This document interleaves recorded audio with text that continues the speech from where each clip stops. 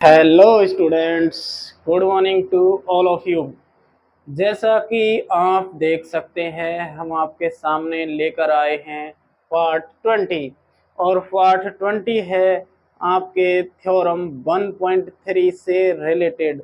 Theorem 1.3 है आपके chapter first real number, वास्तविक संख्याओं से संबंधित।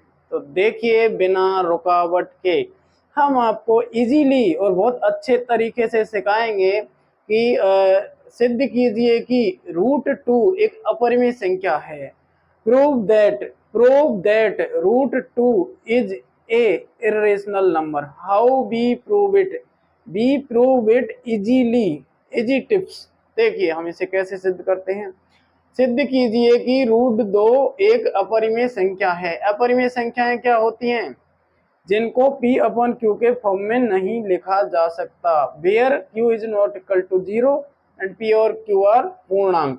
तो देखिए, सिद्ध कीजिए कि √2 एक अपरिमेय संख्या है। तो सबसे पहले हम क्या करते हैं कि इसे परिमेय संख्या मान लेते हैं। हम इसे परिमेय संख्या मानकर क्या करेंगे? सिद्ध करेंगे। तो हम यहाँ पर लिखते हैं कि माना हम मानकर चलते हैं। माना √2 एक कैसी संख्या है? परिमेय। √2 एक कैसी संख्या है? परिमेय संख्या। परिमेय संख्या है। हम मानकर चल रहे हैं हम क्या मानकर चल रहे हैं बच्चों? कि √2 एक परिमेय संख्या है। ये हमने माना है, हमने मान लिया, कोई बात नहीं। माना √2 एक परिमेय संख्या है। और कैसी परिमेय संख्या है? ऐसी परिमेय संख्या है कि इसमें जो ए और बी के फॉर्म में आएगा वो सह अभाज्य यानी कोप्राइम होगा। कोप्राइम होते हैं जिनका एक के अलावा कोई उभयनिष्ठ गुणनखंड नहीं होता। तो यहाँ पर हम इसको कर देंगे √2 को कर देंगे किसके बराबर? A/B के बराबर। हमने √2 को किसके बराबर कर दिया? A/B के बराबर। जहां पर A और B को प्राइम है। कैसी है? को प्राइम।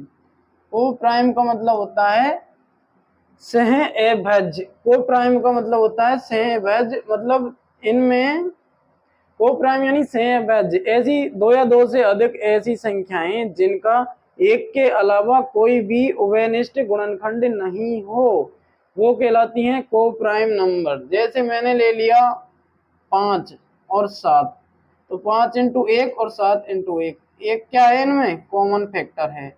एक क्या है? Common factor. तो ऐसी जो संख्याएं लेंगे हम A/B के रूप में, हम इसे मान रहे हैं और ये संख्याएं कहलाएंगी को प्राइम संख्या। 5 और 7 को प्राइम संख्या है क्योंकि एक के अलावा इनका कोई फैक्टर नहीं है। अब बच्चों तुम बोलोगे कि सर ये तो अभाज्य संख्याएं हैं। हाँ, अभाज्य संख्याएं हैं, लेकिन हम दो की बात कर रहे हैं। दो या दो से अधिक ऐसी संख्याएं जिनमें एक के अलावा कोई भी कॉमन फैक्टर ना हो, उसे कहते हैं को प्राइम नंबर। तो ऐसी संख्या हम इन्हें मान के चल रहे हैं जहां A और B को प्राइम है। इसी से हमारा कॉन्ट्राडिक्शन निकल के आएगा, विरोधाभास, और इसी से पूरा क्वेश्चन हल होगा। तो इसे ध्यान से समझिए कि हमने इन्हें को प्राइम माना है परिमेय संख्या के रूप में।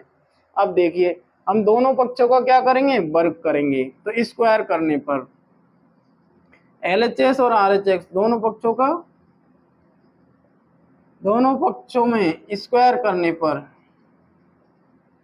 स्क्वायर यानी वर्ग करने पर, अब हम इनका स्क्वायर करेंगे। तो इसका स्क्वायर करेंगे। पहले हम इसको एक स्टेप और लिख लेते हैं कि हम इनको आपस में क्रॉस मल्टीप्लीकेशन कर लेते हैं। तो इधर ये जाएगा तो ये b से गुणा होके क्या हो जाएगा? ये हो जाएगा b√2 और इधर रह जाएगा क्या? a। अब दोनों पक्षों का क्या करेंगे? स्क्वायर करेंगे। तो क्या हो जाएगा? इसको करेंगे तो ये हो जाएगा b² और √2 को √2 से करेंगे तो क्या हो जाएगा? 2b² बराबर a²। यहाँ पे देखिए क्या आता है। यहाँ पर आया है, क्या आया है? ये यहाँ पर हमने एक मान के सीधा, देखिए एक मान के इसको ऐसे मल्टीप्लाई कर दिया b को √2 से, तो ये हो गया b√2 और a को इधर कर दिया तो ये a हो गया। अब हमने दोनों पक्षों का क्या कर दिया? स्क्वायर। इसको स्क्वायर करेंगे, इसका स्क्वायर लगाएंगे तो बी का square B square root two. अब root two into root two करेंगे तो स्क्वायर हट जाएगा और क्या आ जाएगा, टू आ जाएगा। कैसे हटा स्क्वायर, एक बटा दो जब इसके ऊपर पावर आएगी तो वो कट जाएगी, क्योंकि दो की पावर दो और की पावर एक बटा दो, उससे हमारा रूट का चिन्ह हट जाता है और इस तरह से दो आता है। हम आपको बता देते हैं, जैसे रूट टू को रूट टू से गुणा करते हैं तो हमारा दो कैसे आया, देखिए कैसे आता है। ऐसे आता है कि ये रूट का मतलब होता है एक बटा दो, तो हम लिखेंगे दो की पावर एक बटा दो इंटू दो की पावर एक बटा दो। अब दो की पावर एक बटा दो और दो की पावर एक बटा दो क्या हो जाता है, देखिए दो की पावर एक बटा दो, दो की पावर एक बटा दो, अब दो दूनी क्या हो जाएगा, चार हो जाएगा, इधर हो जाएगा चार। और जब आधार समान हो तो घातें क्या हो जाती हैं, जुड़ जाती हैं। आधार समान हो तो घातें जुड़ जाती हैं। तो एक बटा दो और एक बटा दो क्या हो जाएगा, एक हो जाएगा। तो यहाँ हो जाएगा तुम्हारा चार की पावर सॉरी ये हो जाएगा दो की पावर एक। भाई बेस समान है तो घातें जुड़ गई, तो इस तरह से ये दो की पावर एक का मतलब दो ही हो गया। ये हमने आपको समझाने के लिए लिखा है। बेस समान है तो उसे समान ही लिखेंगे, मल्टीप्लाई नहीं करेंगे। तो देखिए इसको हटा देता हूं मैं,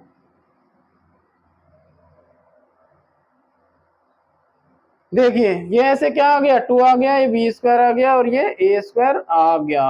अब देखिए अब हम इसको देखते हैं कि क्या है ये सिस्टम पूरा। तो ये है टू बी स्क्वायर बराबर ए स्क्वायर हो गया। अब यहाँ से हम कह सकते हैं कि जो ए स्क्वायर है वो किससे विभाजित है, दो से विभाजित है। ए स्क्वायर दो से विभाजित है, अतः ए भी दो से विभाजित होगा। हम यहाँ पर एक कंक्लूजन लिख देते हैं, ए स्क्वायर समीकरण एक से, मतलब इसको एक मान सकते हैं हम एक, तो इससे हम ए स्क्वायर किससे विभाजित है, दो से, ए स्क्वायर दो से विभाजित है यानी भाग जा रहा है, ए भी दो से विभाजित होगा, ए भी दो से क्या होगा, विभाजित होगा। तो ये हो जाएगा कंक्लूजन एक। कंक्लूजन एक। अब दोबारा हम देखेंगे कि हम यहाँ पर लिख देंगे ए को हम कुछ भी मान सकते हैं, जैसे ए को मानेंगे ए बराबर 2c ले लेते हैं, ए बराबर क्या ले लेते हैं, 2c। ए बराबर जब हम 2c लेते हैं तो ए की जगह पे हम क्या रख देंगे, 2c रख देंगे यहाँ पे ए की जगह पे। तो ये हो जाएगा, इधर तो ये 2b स्क्वायर ही है, क्या है 2b स्क्वायर, ए की जगह पे क्या रखेंगे 2c, यानी ए की जगह पे क्या रखेंगे 2c और स्क्वायर को स्क्वायर ही रहने देंगे। तो यहाँ हो जाएगा ए और इसकी पावर स्क्वायर, तो ये हो जाएगा 2b स्क्वायर बराबर 4c स्क्वायर, दो से दो कट जाएगा, दो एकम दो, दो दूनी चार, तो इधर बचेगा b स्क्वायर बराबर 2c स्क्वायर। हम यहाँ देख रहे हैं कि b किससे विभाजित है, b स्क्वायर 2 से विभाजित है, अतः b भी किससे विभाजित होगा, 2 से। यहाँ पर हम एक और कंक्लूजन लिख देते हैं दोबारा से, इस वाले का एक और कंक्लूजन यहाँ आ जाता है कि b स्क्वायर 2 से विभाजित है, बी स्क्वायर किससे विभाजित है, 2 से विभाजित है। देखिए आप अच्छी तरह देखिए कि जो बी स्क्वायर है वो किससे विभाजित है, 2 से, क्योंकि ये बी स्क्वायर है, ये 2 है, ये इधर चला जाएगा और सी बराबर क्या हो जाएगा, बी स्क्वायर अपॉन 2, इसलिए बी स्क्वायर 2 से विभाजित है तो बी भी 2 से विभाजित होगा। अब देखिए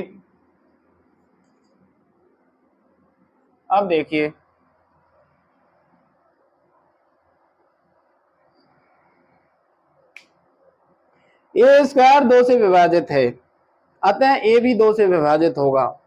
बी स्क्वायर 2 से विभाजित है, अतः बी भी 2 से विभाजित होगा।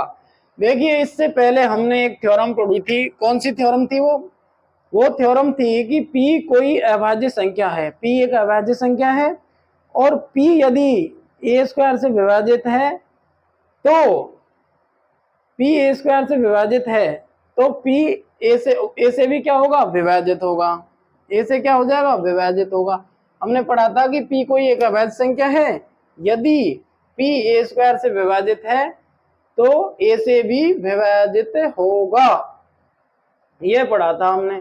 तो देखिए अब हम कह सकते हैं उस प्रमेय के आधार पर जो हमने पहले पढ़ी थी कि यदि a स्क्वायर 2 से विभाजित है तो a भी 2 से विभाजित होगा, जो हम पहले प्रूव कर चुके हैं। और अब हम कह सकते हैं कि ये कॉन्क्लूजन 1 और कॉन्क्लूजन 2 दोनों जो निष्कर्ष निकाले हैं हमने, कॉन्क्लूजन 1 और 2 से हम कह सकते हैं कि ए और बी को हमने को प्राइम माना था, जिसमें इनका एक के अलावा कोई गुणनखंड ओवेनिस्ट नहीं आना चाहिए था, लेकिन ए में यहाँ 2 आ रहा है और बी में भी यहाँ 2 आ रहा है, दोनों में 2 आ रहा है, तो दोनों का कॉमन क्या हो गया, 2। यह तो विरोधाभास हो गया, यह क्या हो गया, विरोधाभास हमें चाहिए ना था। और यहाँ पर हमने क्या माना है, इसको हमने अपरिमेय संख्या को परिमेय माना है, यहाँ भी हमने गलत माना है और यहाँ भी हमारा गलत आया है, मतलब विरोधाभास आया है। तो यह किस कारण आया है, जो 2 है वो कॉमन आ रहा है दोनों में, किस कारण से आया, हमारे विरोधाभास के कारण, हमारी गलत धारणा के कारण। तो it is arisen due to our wrong assumption, यह क्यों आया, कंट्राडिक्शन। यहाँ पर जो कंट्राडिक्शन आ रहा है, कंट्राडिक्शन क्या है, कंट्राडिक्शन है कि दोनों में कॉमन आ रहा है, जबकि हमने तो ये को प्राइम माने थे, हमने ये को प्राइम माने कि इनका एक के अलावा कोई भी ओवेनिस्ट गुणनखंड ना होना चाहिए था, लेकिन यहाँ तो दोनों में आ रहा है, दोनों में आ रहा है, इसका मतलब 2 इसका क्या हो गया, फैक्टर हो गया। तो ये हमारा कॉन्ट्राडिक्शन यानी विरोधाभास आ रहा है। तो यह contradiction, this contradiction is arise due to our wrong assumption. तो यहाँ पर हम लिख देंगे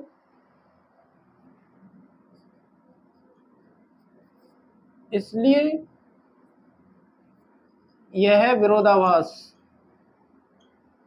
विरोधाभास को इंग्लिश में कहते हैं कंट्राडिक्शन, इसलिए यह विरोधाभास हमारी गलत धारणा जो हमने मानी थी, धारणा के कारण प्राप्त हुआ है। अतः रूट 2 एक अपरिमेय संख्या है। कैसी संख्या है, अपरिमेय संख्या है,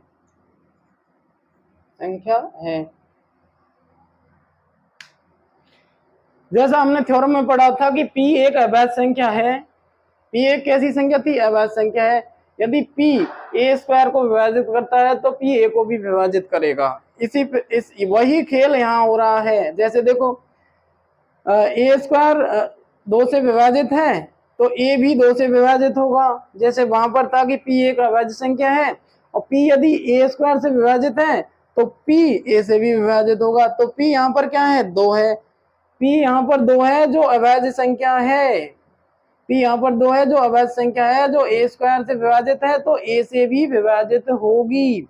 और ऐसे ही यहाँ पे आया है, दोनों से हमें कंट्राडिक्शन निकल के आ रहा है, 2 यानी इसमें भी 2 कॉमन है, यानी दोनों में मिला के क्या चीज कॉमन है, 2, जो नहीं आनी चाहिए थी, क्योंकि हमने तो को प्राइम माना है इन्हें।